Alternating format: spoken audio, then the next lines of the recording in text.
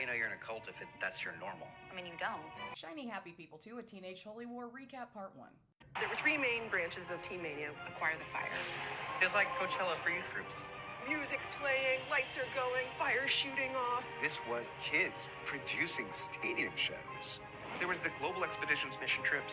Don't you want to go around the world and save people for Jesus? They also ran the Honor Academy, which was a Christian boot camp.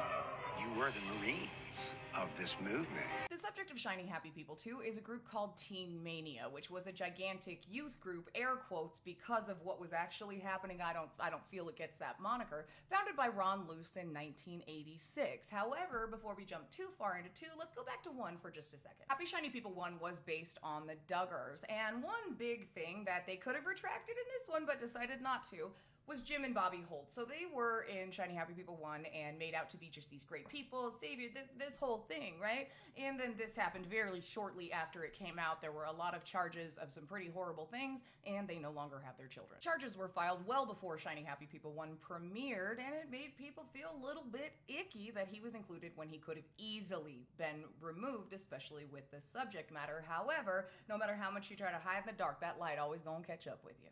You guys, you look great! We're an army! Nobody ever tells you, hey, don't get in any coffins while you're still alive.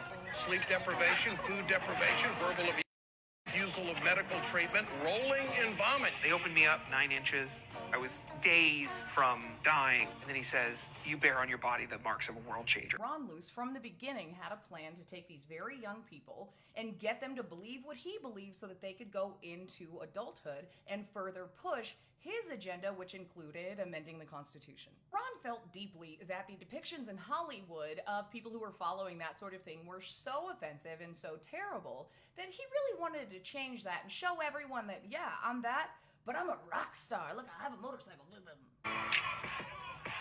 And it's the 90s, like we're flooded with culture. I dare you to impeach me. With consumer culture. Cartoons, magazines, movies. Like it was wild. I would like to point out, although you had all of that media at that time, even in that time you had Seventh Heaven, which, go ahead and look up my video about the dad from there. You had a lot of programming that was directed towards those families, but they wanted all programming to be for them, and that's not how it works. In reality, some of the most radical people that I know were actually raised in this fashion, not on MTV and like stuff like that. Secular culture was kind of a gateway where, you know, if you just crack your door open a little bit to the devil, then he can just barge right in. But it wasn't just Ron Luce. It was a lot of other people who were very prominent in these groups with this behavior, to include James Dobson. Growing up, I listened to mostly Christian radio. We also listened to some NPR. I heard it referred to once as National Perverted Radio. I grew up listening to James Dobson. He's a psychologist. He had a radio show called Focus on the Family that was mostly about how to have a happy family, how to raise your children, all from an evangelical point of view. He is the reason, you know, that many, many evangelical kids were subjected to corporal punishment. James Dobson founded Focus on the Family in 1977. Now, there have been many offshoots from this company. It's a parent company of many others, including the Family Research Council, which broke off from this group in 1993. That will sound familiar if you watch the first season of this documentary, because that is where Josh Duggar was the director of from 2013 to 2015 until the scandal broke. We were trying to save the world, not just ourselves, but the whole world. If ever you encounter anyone who thinks they can save the world or fix an entire situation or anything like this, then you should probably run the other way, because this is usually communal. Now, the reality of it is, with the person who's saying that, that doesn't apply, because these were kids who were manipulated by adults with spirituality, their mental stuff, physical stuff, all of that stuff, right? So they don't hold culpability for that. It's the adults who knew exactly what they were doing. It's important to know about this kind of human, especially if you are working in volunteer spaces, because that's usually where you're gonna find it, because they want their agenda met, but they will seldom be willing to pay anyone to do that, right?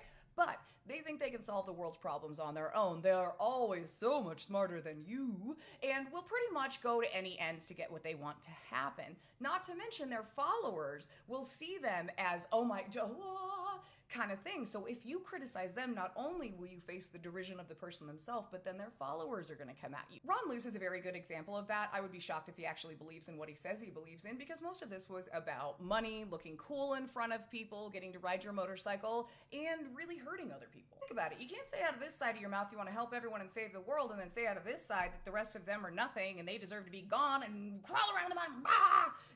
That doesn't make sense. If the world is liking this style of music, then we need to be giving that style of music as an alternative, but with like a secret Jesus message. Those of us that were old enough in the 90s, you remember when they used to be like, no, we have this presentation for you. It's so cool. We have rap. And then this like middle-aged guy would come in and be like, boom, psh, boom, boom, psh. That. Just to be clear, I'm not talking to specific beatboxers. You guys are amazing. This was not that. JC. Oh, we're calling Jesus JC. That's so cool. On Christmas Day, he bled and he did die on the cross. Why do I remember that? I don't know. But I thought I was cool. Because I was like, I'm rapping like Carmen. Well, joke's on them. MTV actually beat themselves when they inexplicably stopped playing any music videos. So those were the days. But that's it for this one. I'll meet you at part 2, which should be up later today, to talk about more of the music and how these programs started rapidly devolving into what they became. I almost forgot to tell you, have a good day.